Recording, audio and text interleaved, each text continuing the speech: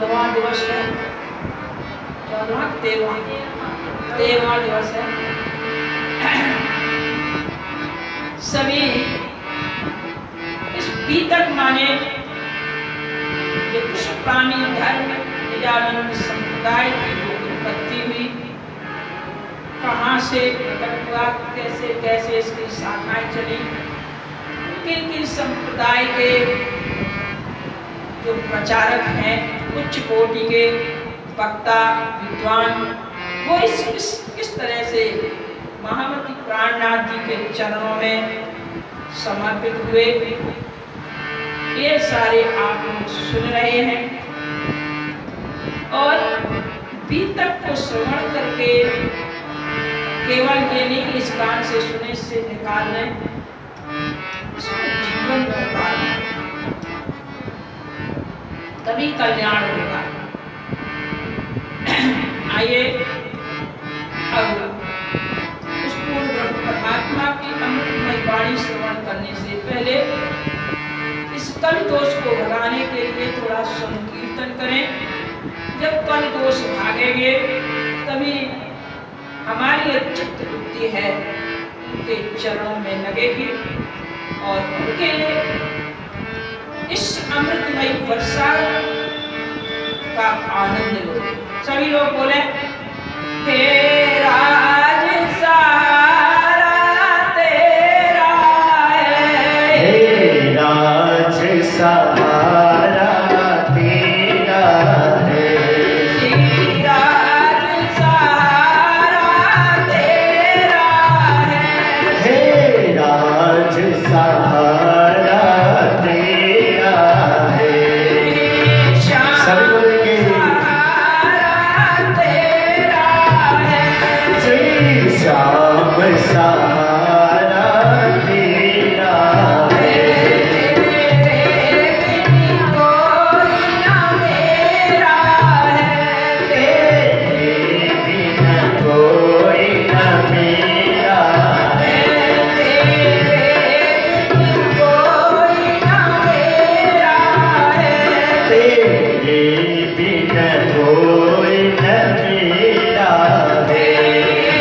राज सारा तेरा है, राज सहारा तेरा है, राज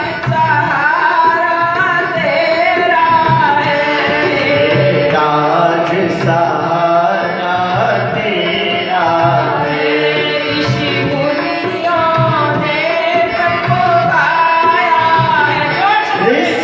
मुनियों ने प्रभु गाया है, ऋषि मुनियों ने प्रभु को गाया है, ऋषि मुनियों ने प्रभु गाया है, ऋषि मुनियों ने प्रभु को गाया है, विष्णु लोक की कृष्ण को पाया है, विष्णु लोकी कृष्ण को पाया है, विष्णु लोक की कृष्ण को पाया है, जय विष्णु लोकी कृष्ण को पाया है।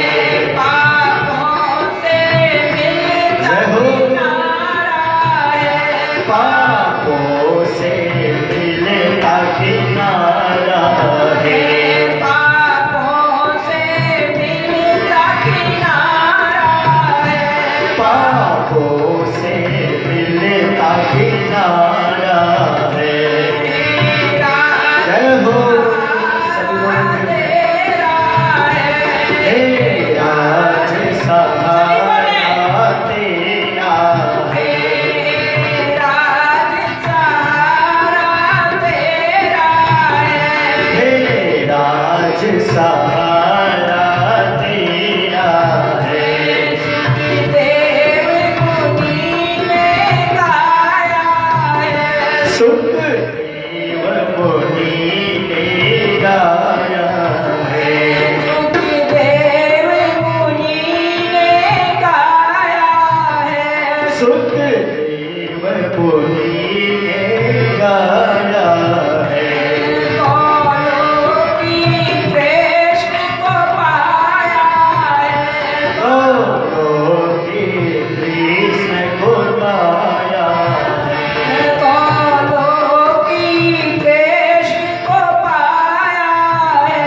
गोलोकी कृष्ण को पाया है।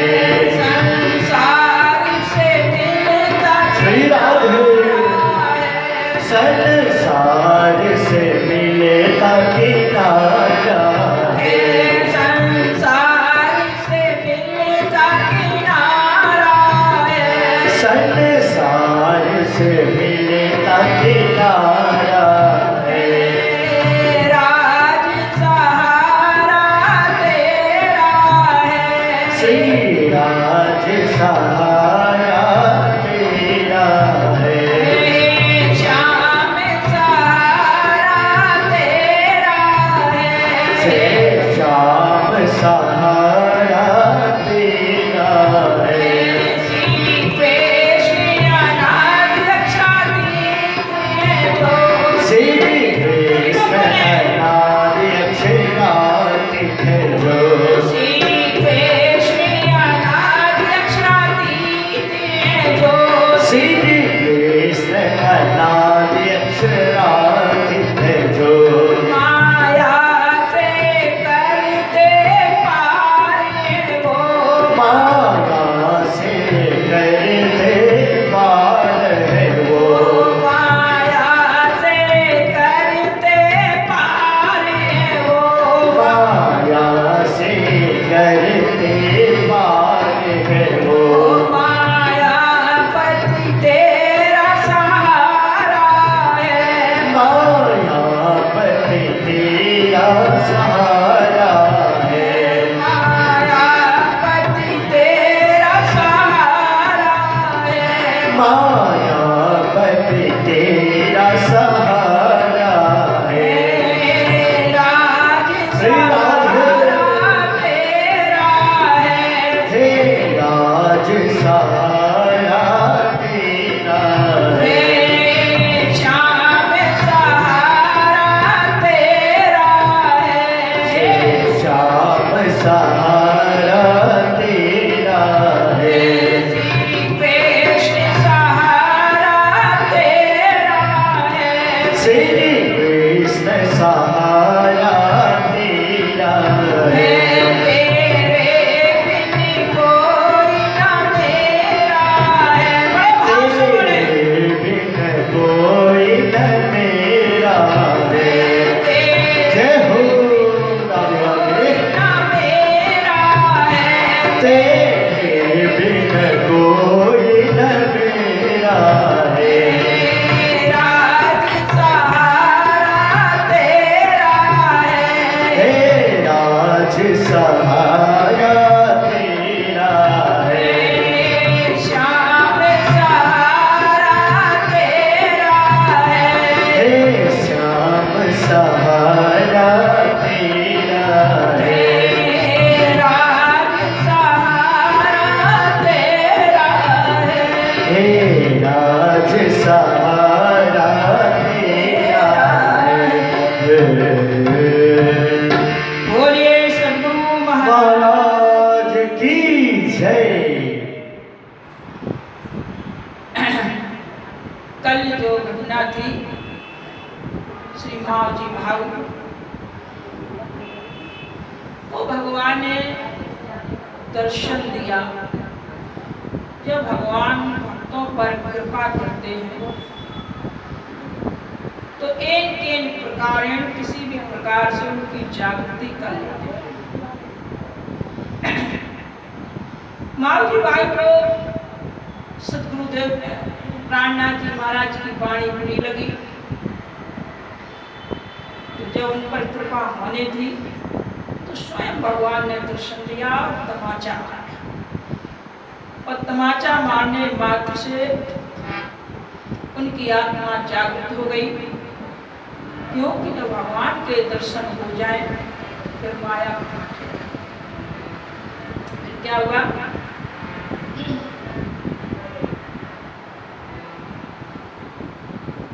बेटा जो बाप महतारी और कुटुंब परिवार सो सब लगे लड़ने ले दज्जाल हथियार। मावजी भाई तो दर्शन मात्र से आत्म जागृति हो गई और श्री महामती प्राणनाथ जी के चरणों में समर्पित हो गए और रात दिन उनकी भक्ति में ही लगे रहे। कथा श्रवण करते, सेवा करते, घर भी आना छोड़ दिया। जब घर आना छोड़ दिया तो उनके जो परिवारी जन हैं, बेटा है, पत्नी है, सभी परेशान होने लगे और उनको बुलावा देते, परंतु बुलावा पर भी नहीं आते और उनकी सेवा में ही तत्पर रहते। तो उनके परिवारी जन अनेक प्रकार से व्यवधान डालते, पर उनका उस भौतिक व्यवहार का उनके ऊपर कोई असर नहीं पड़ता। जब ब्रह्म सृष्टि होती है तो ब्रह्म सृष्टि को परमात्मा के दर्शन मात्र से या उनके नाम मात्र से ही भौतिकतावाद का जो भाव है छूट जाता है, अपने आप छूट जाता है, छुड़ाने से नहीं छूटता। जिसको आत्म जागृति होती है, स्वतः होती है, कहने से नहीं होती। माँ जी भाई को थोड़ा इस शरीर का है माया, परमात्मा ने कृपा कर दी।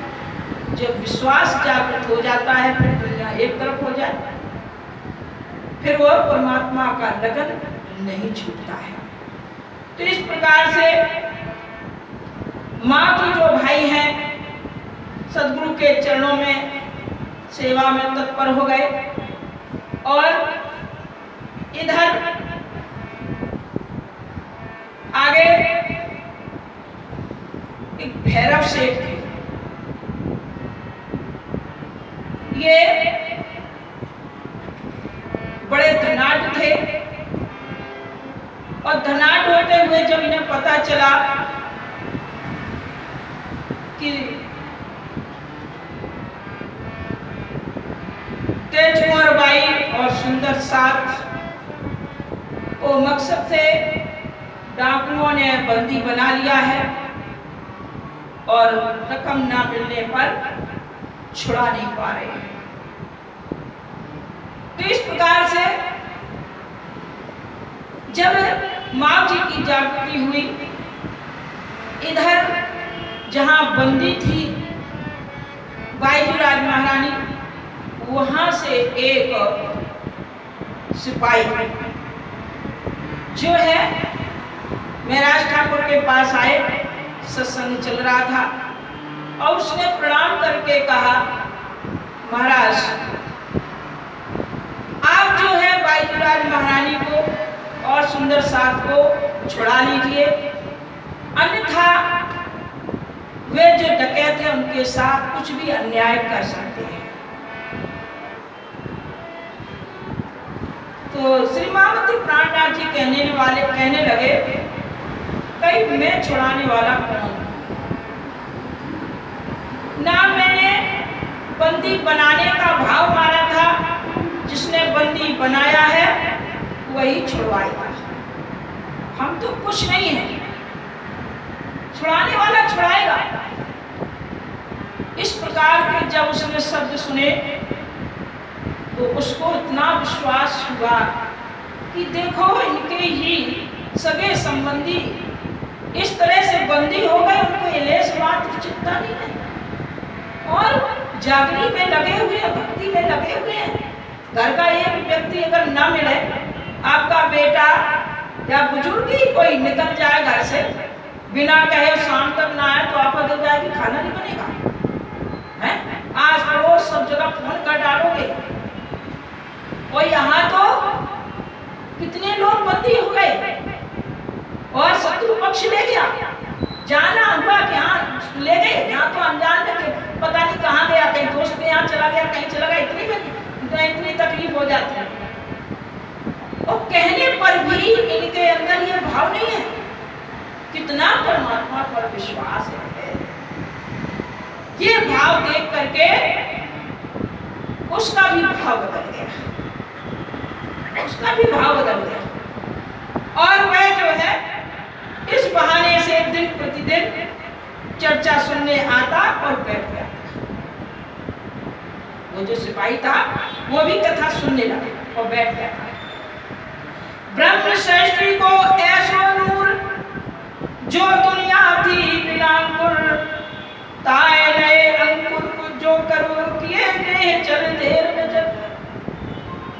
यानी एक महानता होती है महान पुरुषों में कि जो भक्त भी ना हो और अपने दर्शन या अपनी वाणी से उसको भी भक्त बना ले, ये सबसे बड़ा गुण होता है। तो ये ब्रह्म सृष्टि को ऐसा नूर, यानी ये ब्रह्म सृष्टि का नूर नहीं है, दुनिया थी बिना अंकुर, ये अंकुर भी नहीं है वहां का, लेकिन ताए नए अंकुर कर ले चल देख नजर। लेकिन श्री महामति प्राणनाथ जी ने अंकुरित ना होते हुए भी इसको स्फुरित कर दिया, अर्थात परमात्मा की ओर मोड़ दिया। जो संत गुरुजन होते हैं तो दुष्ट से दुष्ट को सज्जन बना देते हैं। जैसे आपने वाल्मीकि सुना होगा कि वाल्मीकि बचपन में कितने डाकू थे, मतलब इतने थे कि मार पुलिस कच्चा खा जाते थे और संत जन गुरुजनों को मारते थे, राजगुरुओं को लूट करके अपना परिवार चलाते थे। लेकिन जब गुरु कृपा होती है, संत कृपा होती है, तो एकदम प्रवृत्ति बदलती है। देखिए भाव जो हमारे अंदर धीरे धीरे नहीं बदलते, एकदम बदलते, एकदम बदलते, धीरे धीरे नहीं बदलते। तो ऐसे ही वाल्मीकि को जब संतों ने देखा और लूटने के लिए कहने लगे, अरे भाई जो कुछ मालो रख जा। संतों ने कहा, अरे भाई ये तू लूटने का काम करता है, ये पाप किसको खिला रहा है? बोले महाराज ये बात है, उपदेश हम सुनना नहीं चाहते, हमें जो है सो दे जाओ। बोले उपदेश नहीं है, ये मनुष्य जीवन मिला है किसके लिए? परमात्मा की प्राप्ति के लिए, न संसार में भटकने के लिए। किसके लिए कमाते हो? जाओ। बोले किसके लिए? परिवार के लिए। बोले परिवार के लिए? बोले हाँ। बोले परिवार के लिए कमाते हो तो तुम तो पाप कर रहे हो, परिवार थोड़ी भोगेगा उस पाप को, वो तो तुम्हें को भोगना पड़ेगा। नहीं माने? बोले नहीं है विश्वास तो जाओ पूछ के आओ। बोले अच्छा, हमें उपदेश दे रहे, हम पूछने जाए जब तक 1 2 3 हो जाओ। बोले नहीं मैं संत हूँ, संत गुरुजन साधुजन झूठ नहीं बोलते, मैं झूठ नहीं बोलता, विश्वास नहीं तो इस खंबे में बांध जाओ, चले जाओ कुछ। जब जागृति होती प्रवृत्ति बदल जाती है। बांध दिया पेड़ में, चला गया पूछने।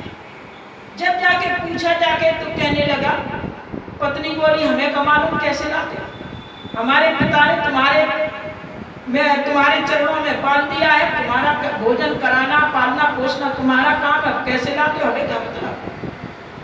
बच्चों से पूछा, बच्चे बोले आपने पैदा किया, आपका धर्म है, हमारा पेट पालन करना, कैसे लाते इससे हमें का लेते, हम क्यों उसके पाप के भागी बनेंगे। माँ बाप से पूछा, माँ बाप बोले भाई मैंने तुझे पैदा कर दिया, पाल पोस दिया, अब तू कमा खा, कैसे कमा खा रहा है इसका मैं तू उसका कारण। ये बात कही, जा करके संतों के चरणों में गिर गया, कृपा करोगे। तो जब ये बात कही तो उनके क्यों कि उसकी प्रवृत्ति थी उल्टी पाप करने की, तो इसको राम नाम देंगे तो जल्दी नहीं समझ में आएगा, रटेगा नहीं।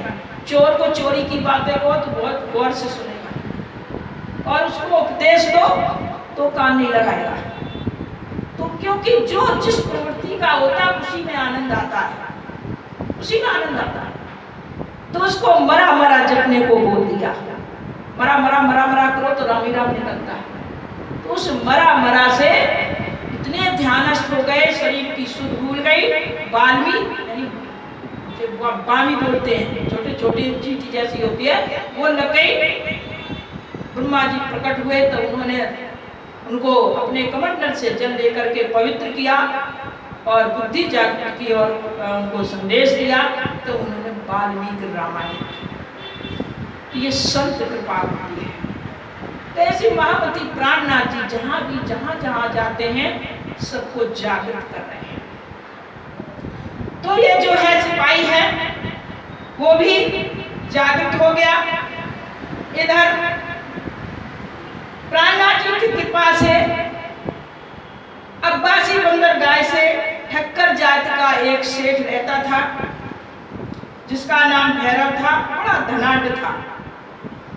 बाईजूराज महारानी के शहर जो सुंदर साथ थे, उसको उसने 70,000 रुपए लेकर के छुड़वा लिया। जब छुड़वा लिया और अपने घर में बुला करके उनको रख लिया, और रखने के बाद महामती प्राणनाथ जी को बुलावा दिया कि कृपा करके आप मकसद से अब्बास पधारे और यहाँ भी आकर के हम लोगों के ऊपर कृपा करें। तो जब इस प्रकार से संदेश भेजा तो श्री महामती प्राणनाथ जी वहां पहुंचे।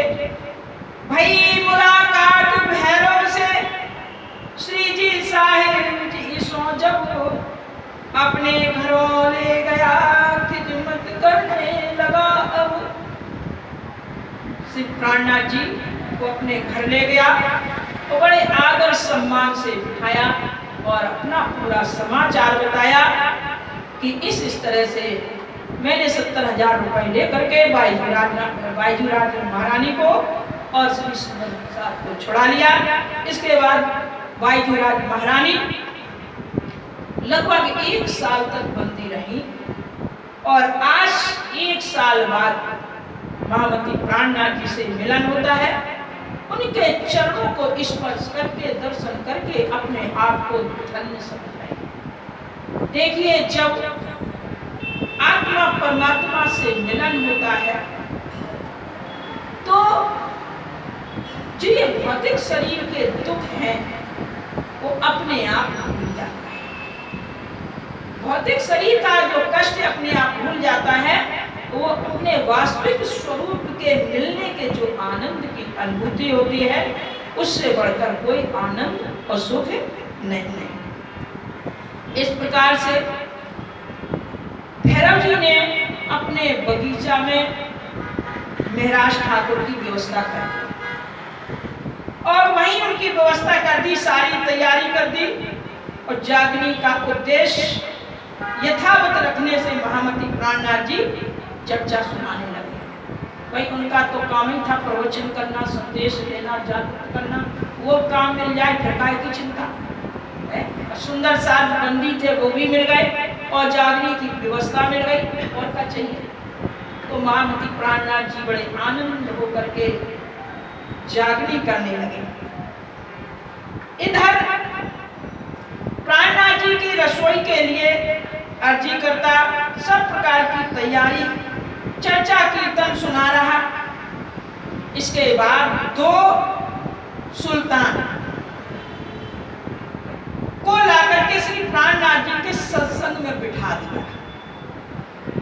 जब उनके सत्संग में बिठाया तो वो योग अभ्यास को जानने वाले गुरु नानक के शिष्य योग अभ्यास करते। तो देखिए यहाँ बीतक में क्या संदेश मिल रहा है कि जितने भी विविध वेद धर्म को मानने वाले हैं, संप्रदायों के मानने वाले हैं, और जब वास्तविक अपने स्वरूप को पहचानते हैं कि अरे परमात्मा तो एक ही है, उसकी हम आत्माएं हैं, जब ये बात की उनको जागृति हो जाती है तो विविध जो धर्म संप्रदायों से जुड़े हुए होते हैं वो उधर से आकर के परमात्मा में लग जाते हैं। तो ये आशय है कि ये जो जब परमात्मा की परख हो जाती है तो अन्य जो धर्म संप्रदाय है अपने आप के लगने लगते हैं। तो इस प्रकार से कबीर की साखी पर चर्चा हुई। अब्बासी बंदरगाह में तेजबाई नाम की एक महिला रहती थी। उसने जब चर्चा सुनी वो भी प्रभावित हुई और वो भी गुरु के चरणों में अर्पित हो गई। इस प्रकार से उस तेज वाई के माध्यम से अनेकानेक महिलाएं भी आने लगी। क्यों? कि महिलाओं में भक्ति अधिक होती है पुरुषों की अपेक्षा। कहीं भी आप जाइए, मंदिर हो, तीर्थ हो, जहाँ धर्म स्थान होगा, पुरुष वर्ग कम मिलेंगे, महिलाएं मिलेंगे। तो इसमें अगर प्रश्न करते, बहुत से लोग कहने लगते नहीं महिलाएं तो फ्री रहती है, क्या घर में रोटी बना खा नहीं बैठी, हमें तो दिन भर दुकान पे रहने, या हमें तो नौकरी करनी है, 8 घंटा की ड्यूटी देने है। तो देखा जाए कि महिलाओं का काम पुरुषों से ज्यादा होता है। महिला पुरुष का है बैठे हैं दुकान पर, स्त्रियां तो दिन में कम से कम 1000 बार उठक बैठक लगाती हैं, बार बार ऊपर जाएंगी, नीचे जाएंगी, बर्तन धोएंगी, बच्चों को तैयार करेंगी, कपड़े पहनाएंगी, कोई अतिथि आएगा उन्हें चाय बनाएंगी, उन्हें उनके साथ बैठ के बातचीत करेंगे, फिर बर्तन धोएंगी। यानी उनका वही हवा बटोरा डालन जा रहा, वही काम 3 है दिन भर, और दिन भर उनका हाथ बंद नहीं रहना। और अगर पूछो क्या किया, कि कुछ नहीं। पुरुष वर्ग ये कहेंगे कुछ नहीं किया, उनका काम ज्यादा होता है, लेकिन उनके अंदर भक्ति होती है। तो भक्ति के कारण जब कहीं सत्संग या कीर्तन या संत गुरुजन आए हुए होते हैं, तो अपने आप से सुबह से शाम तक के बीच में ऐसा समय निकाल लेती हैं कि भाई इस समय कथा चलती है, तो जहां हम 1 घंटा खाना बनाने में लगता है, तो 30 मिनट में करते हैं, जल्दी जल्दी निपटा देती है। कुछ साप्ताहिक कार्य है वो अपने अगले हफ्ता में करते हैं। तो इस प्रकार से वो समय निकाल करके अवश्य पहुंच जाते हैं। तो महिलाओं में भक्ति होती है, पुरुषों में विवेक होता है, ये मत सोचो। एक बार हम ऐसी प्रवचन कर रहे थे, महिलाओं का प्रशंसा कर रहे थे। एक लड़की ने हमके आके लिख के दिया कि स्त्रियों के साथ कितनी भी सज्जन हो, कितनी भी बूढ़ी हो जाए, घर से अकेली क्यों नहीं निकलती है। कोई ना कोई भली है छोटा सा बच्चा लेके निकले, लेकिन साथ निकलती है। और पुरुष वर्ग चाहे 2 बजे रात के अकेला चला जाता है, ऐसा क्यों? तो हमने कहा स्त्रियां हीरा है, हीरा, स्त्री हीरा है। एक नहीं 2 मात्राएं नर से भारी नारी है। नर में तो 2 ही मात्राएं, ना और ना, दोनों अक्षर छोटे हैं, नारी में दोनों बड़े हैं। हीरा है, स्त्री ही आधार है सृष्टि की। पृथ्वी स्त्री तो है, आधार है। तो स्त्री सर्वोपरि हीरा है। तो हीरा की रक्षा के लिए बॉडीगार्ड चलते हैं, बॉडीगार्ड चलते हैं। और हमें कि पुरुष नमक के बोरा है, दुकानदार सब दृष्टि भीतर रख लेते हैं, नमक के बोरा 12 डरे डाल देते। महिलाएं कितनी खुश हो गई। एक बार ऐसे पूछ रहे थे, पत्रकार खड़े हुए थे, पत्रकार भी झंझट को होगा एकदम सतर्क, हमें नमक का बोरा बता दिया, मैंने हीरा बता दिया, इतनी ऊंची दर्जा दे दिया है। हमें कि भाई आप ही घबराओ नहीं, रसोई में सब्जी बनती है, खूब बढ़िया तेल मसाला अनुपात में पड़ा हो, और नमक नहीं है तो, अगर नमक नहीं है तो बेकार है। भैया नमक का भी बड़ा महत्व है, नमक के बिना भोजन बेकार है। तो कहने का अर्थ यह है, स्त्री पुरुष एक सिक्के के 2 पहलू हैं, दोनों बराबर हैं। लेकिन ये भारतीय संस्कृति पुरुष प्रधान है, इसलिए पुरुष तत्व को महत्व दिया जाता है। जितने वेद शास्त्र हैं पुरुष वर्ग ने लिखे, जब पुरुष लेखनी उठाएगा, कोई भी लेखक लेखनी उठाता है तो अपने विचार लिखता है, अपने भाव लिखता है। तो इसलिए स्त्री को भारतीय संस्कृति में महत्व कम दिया है, लेकिन वैदिक दृष्टि से नारी आगे है। लेकिन मनुष्य समाज ने, भारतीय संस्कृति ने नारी को छोटा क्यों कर दिया कि जब पैदा होती है जैसी बड़ी होने लगती वहीं से भेद सिखा दिया जाता है, तुम स्त्री हो, ये पुरुष है। अब तो खैर नई पीढ़ी में बहुत बदलाव आ गया, लेकिन हम आप जिस समय बचपन में थे तो देखिए कितना भेदभाव था। लड़कियों को सूखा रूखा खिलाया जाता था, लड़कों को दूध पिलाया जाता था। क्यों? कि ये दूसरे घर जाएंगे और ये घर अपने ही रहेंगे तो इन्हें खूब हट्टा कट्टा कर लो, ये तो दूसरे घर जाएंगे। तो पहले होता क्या था कि नारी को शुरू से दबाव में रखा जाता था, तो ससुराल में भी वो दब के रहते थे। तो आज की तरह आए दिन तलाक और फांसी की वो नहीं होता है, उन्हें फांसी लगा ली, मुहाग लगा के मर गई है, ये तलाक दे दिया। आज क्या है, आज की सोच क्या है, अरे लड़कियों को ज्यादा अच्छा खिलाओ क्योंकि ये तो दूसरे घर की, वहां मिला ना मिला यहाँ खिला लो बढ़िया। तो जब यहाँ बढ़िया खिलाओगे तो जब दूसरे घर जाएंगे वहां दबाव में कैसे रहेंगे, वहां दबाव में कैसे रहेंगे, तो यहाँ स्वतंत्र रहेंगे। तो पहले देखा जाए संस्कृति के हिसाब से ठीक था, क्योंकि लड़की को दूसरे घर जाना, दूसरे के व्यवहार में मिलना है जाता। लेकिन आज स्वतंत्रता दे दी, इसीलिए परिस्थितियों में कलह पैदा हो गई। लेकिन नारी जितनी सहनशीलता किसी में नहीं, पुरुषों में नहीं जितनी नारी में सहनशीलता होती है, जितनी नारी सहन कर लेगी पुरुष कभी नहीं कर पाता। नारी दो परिवार को संभाल के चलती है, इसलिए नारी का दर्जा ऊंचा है। और नारी ही अगर घर में भक्त है तो परिवार भक्त बन जाएगा, और नारी भक्त नहीं है तो परिवार भी ऐसे ही रहेगा। तो यहाँ जो है, जो तेज कुंवर की जो बाई थी वो गुरु चरणों में जब अर्पित हुई तो और भी महिलाएं सत्संग में शामिल होने लगी और दिन पर दिन भीड़ बढ़ती गई। इस प्रकार से 15 दिन व्यतीत हो गए। एक दिन महाराज ठाकुर ने कहा, अरे भैरव सेठ, आपने मेरे साथ बड़ा उपकार किया है, उस उपकार के बदले में मुझसे कुछ ले लो। तो भैरव सेठ कहने लगे, महाराज आपके साथ मैंने कोई उपकार नहीं किया, ये अपना धर्म बनता है कि भाई हमारे देश का आदमी आपत्ति में है तो हमें उसका सहयोग करना चाहिए, इसलिए हमने ये किया है। परमात्मा ने दिया तो हमने कर दिया, और आप इसके बदले में हमें कुछ नहीं चाहिए, हमें ज्ञान चर्चा दीजिए।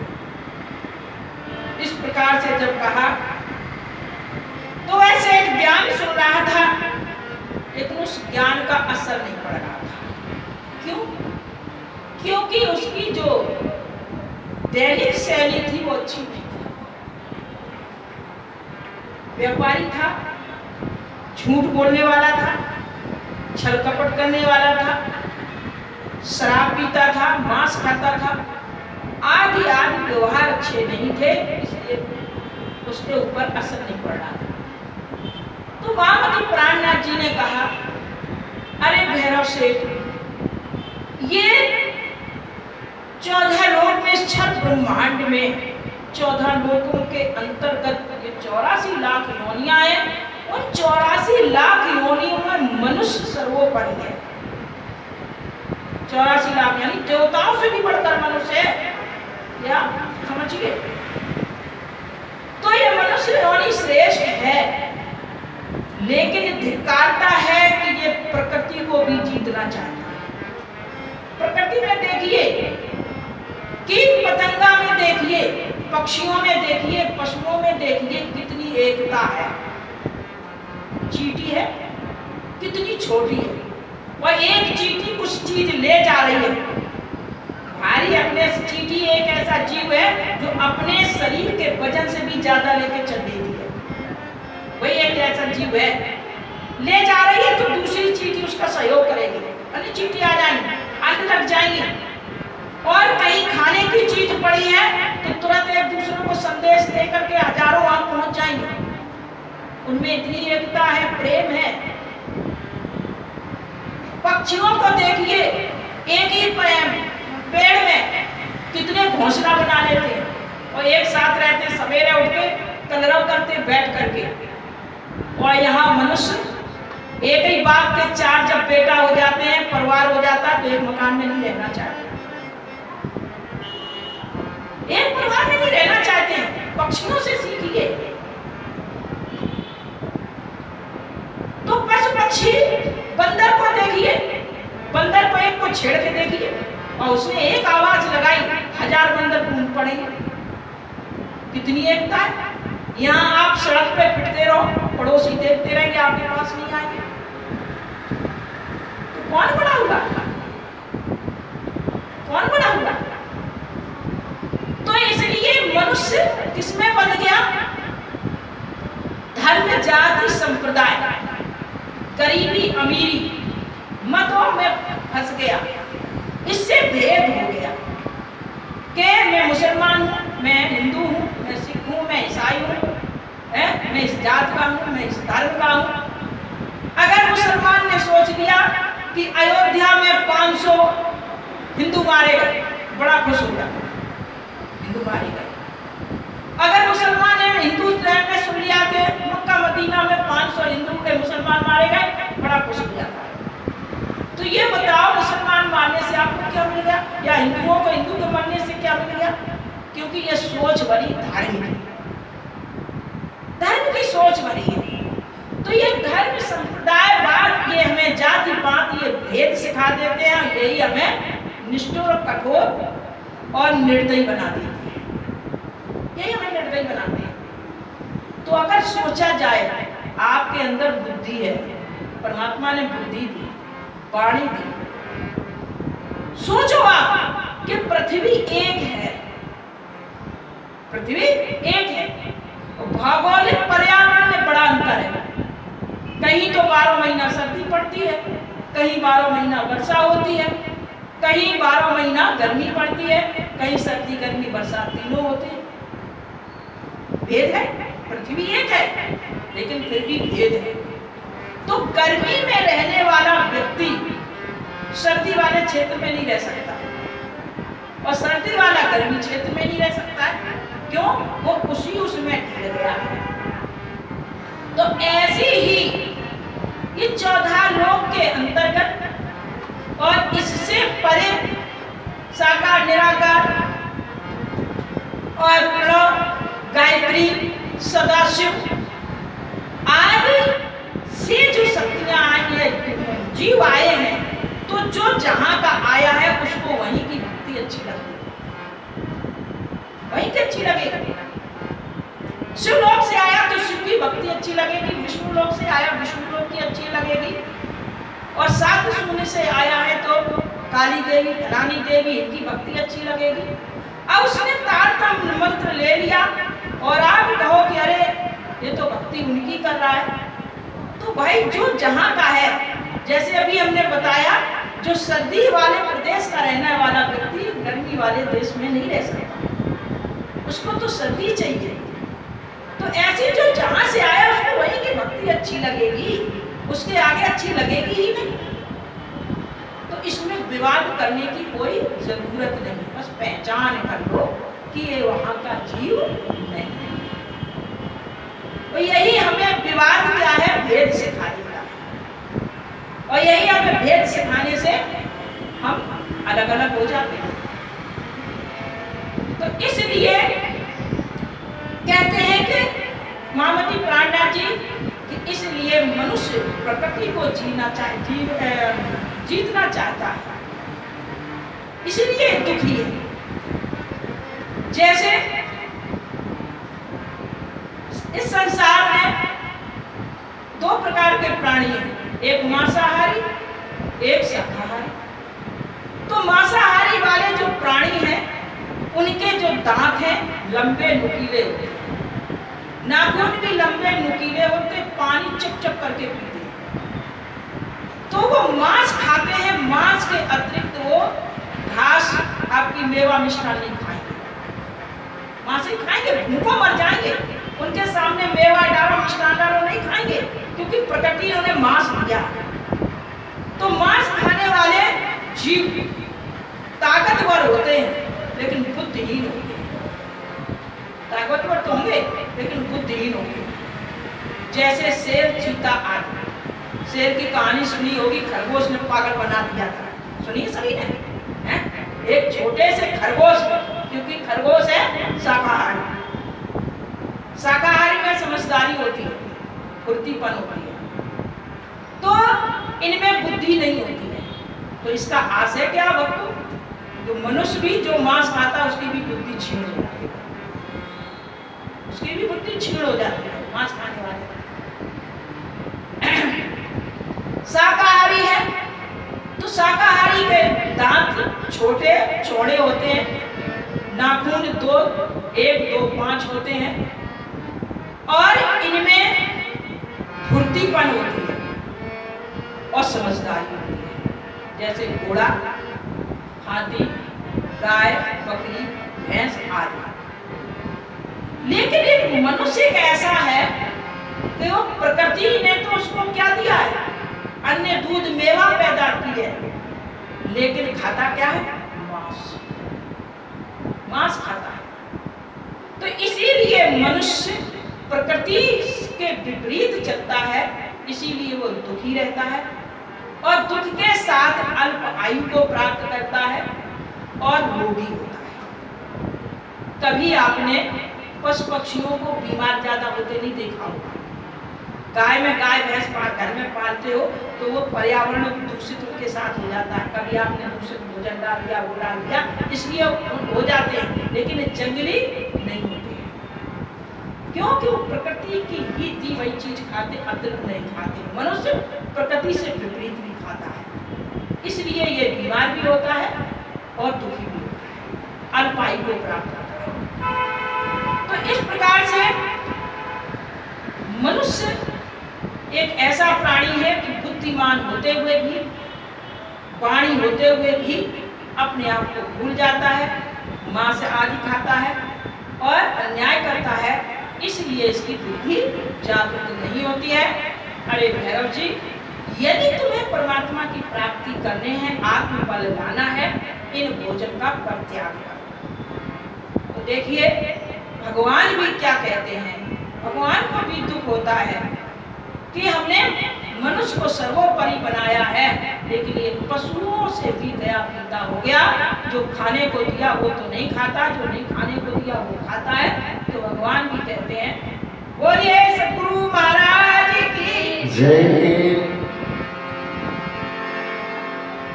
मैंने मानव जन्म तुमको हीरा दिया, मैंने मानव जन्म तुमको हीरा दिया, मैंने मानव जन्म तुमको हीरा दिया। तू तो व्यर्थ गवाया तो मैं क्या करूं, तू जो व्यर्थ गवाए तो मैं क्या करूं। वेद शास्त्रों में सब कुछ बताई दिया, वेद शास्त्रों में सब कुछ बताई दिया। जो समझ में न आया तो मैं क्या करूं, जो समझ में न आया तो मैं क्या करूं। मैंने मानव जन्म तुमको हीरा दिया, मैंने मानव जन्म तुमको हीरा दिया। सभी कहेंगे मीठी मीठी ताली बजाते हुए, शब्द के ऊपर ध्यान दीजिएगा, बहुत बढ़िया शब्द है।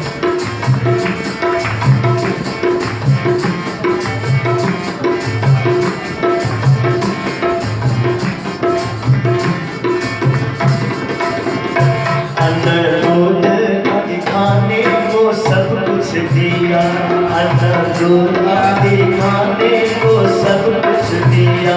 मेवा मिष्टान भी मैंने पैदा किया, मेवा मिष्टान भी मैंने पैदा किया। हृदय बन के जीवों को सताने लगा, अगर तू मांस खाए तो मैं क्या करूं, अगर तू मांस खाए तो मैं क्या करूं।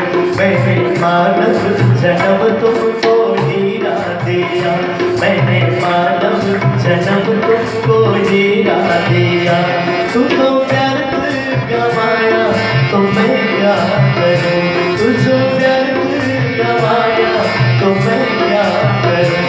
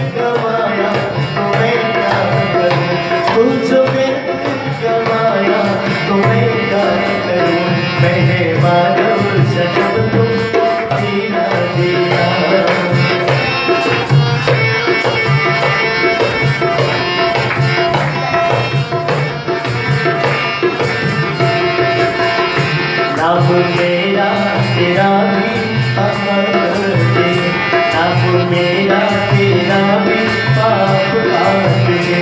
जो तू पाप करने से मन डांटते, जो तू पाप करने से मन डांटते, चाहता है आजा तू मेरी शरण, चाहता हूँ